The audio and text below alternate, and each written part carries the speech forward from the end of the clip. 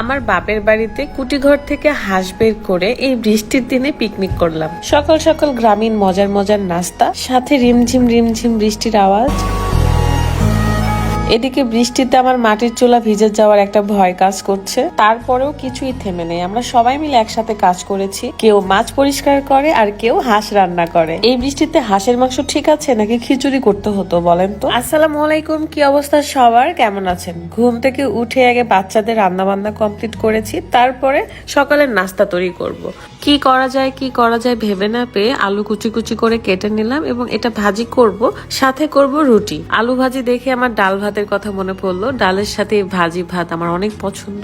যাই হোক, এখন আমি ময়দাটা মাখিয়ে নিব গরম গরম পানি দিয়ে। রুটি বানাতে আমার ভীষণ ভালো লাগে, তো আমি একটা একটা করে রুটি বানিয়ে একটা কাপড়ের উপর রেখে দিলাম। আর এদিকে তৃষা কিন্তু সেকে নিচ্ছিল। সকালের নাস্তা কমপ্লিট করে আমরা এখন হাঁস ধরবো, আর এই টোপার নিচে হাঁস দুইটা ছিল। আমাদের আসার কথা শুনে আমার আব্বু দুইটা হাঁস কিনে রেখে দিয়েছিল, তো ধরতে গিয়ে দুইটাই ফসকে গিয়েছে।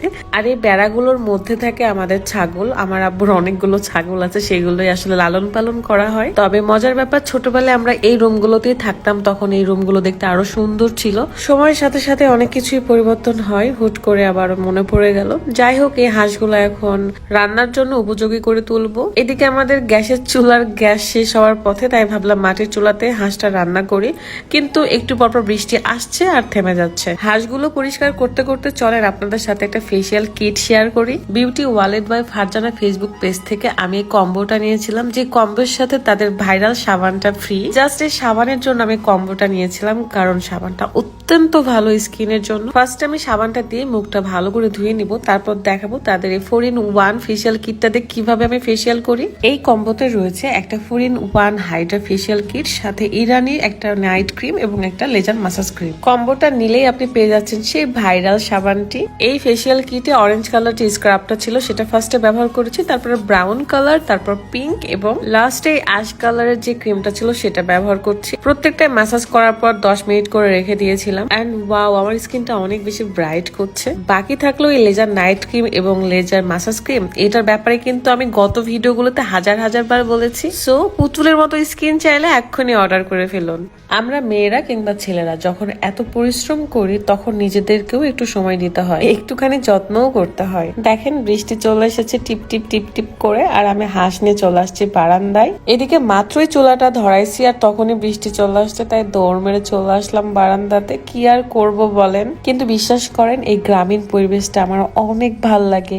বৃষ্টি আসলে শুধুমাত্র গ্রামটাই দেখতে ভালো লাগে।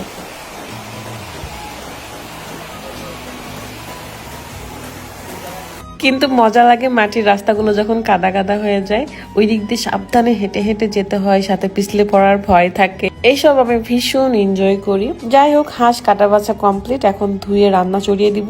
এর মধ্যে আমার আব্বু এবং আমার বর দুইজনে মিলে আমার মাথার উপর একটা চাল দিয়ে দেয়। চাল না, ঠিক একটা বড় ছাউনি দিয়েছিল আমার মাথার উপরে। যেহেতু আমার বাপের বাড়ির সামনে একটা বড় পুকুর আছে, যেটা আমার বড় আব্বুর পুকুর, সবাই মিলে বলে এখানে যদি ছিপ দিয়ে মাছ ধরা যায় তাহলে কেমন লাগবে। তাই সব ভাইরা মিলে ছিপ দিয়ে মাছ মারতে চেয়েছিল, বাট যেহেতু ছিপের কঞ্চিটা চিকন ছিল না, এটা একটা বড় বাঁশ ছিল, সেটা দিয়ে মাছ মারবে সবাই। কিন্তু আফসোস যে আমরা আপনদেরকে যতটা আপন ভাবি, তারা কিন্তু ততটাও আপন নয়। এই পুকুরটা আমার নিজের মানুষের হলেও মানুষগুলো আমাদেরকে নিজের ভাবে না, তাই মাছ মারাটা অ্যালাউ করে নাই। যাই হোক, আমার আব্বু বাজার থেকে মাছ নিয়ে এসেছিল, পাঙ্গাস মাছ। এমনকি আমাদের ছোট্ট একটা পুকুর আছে, যেটা আমি আপনাদেরকে নেক্সট টাইম যখন বাপের বাড়ি যাব তখন দেখাবো। সেই পুকুর থেকে মারা ছোট ছোট মাছও ছিল। আমার বড় আব্বুর এসব কথা শুনে আমার বর বলে যে আমার গ্রামে কতগুলো পুকুর আছে তারা কি জানে। আমার কথা হলো, থাকুক বা না থাকুক, যখন ছেলেমেয়েরা শখ করে কিছু করতে চায়, তখন আমার মনে হয় না যে বাধা দেওয়া ঠিক ব্যাপার না। আল্লাহ যা দিয়েছে আলহামদুলিল্লাহ, আর যেটা দেয়নি সেটার জন্য কোনো আফসোস নেই। নিজের মানুষগুলো যখন শখের ব্যাপারটাও বুঝলো না, তাহলে অবশ্যই আমি যখন আমার শ্বশুরের গ্রামের বাড়িতে যাব তখন সেই পুকুরগুলোতে ইচ্ছে মতো মাছ ধরবো। খারাপ লাগে, কিছু কিছু মানুষ কখনো পরিবর্তন হয়ই না। যাই হোক, আল্লাহ সবাইকে ভালো রাখুক, সুস্থ রাখুক, এই দোয়াই করবো সারা জীবন। রাতের যেহেতু পাঙ্গাস মাছ পছন্দ ছিল, তাই পাঙ্গাস মাছের ভুনা করেছিলাম, হাঁসের মাংস। আলহামদুলিল্লাহ, সবাই অনেক মজা করে খেয়েছি, আলহামদুলিল্লাহ।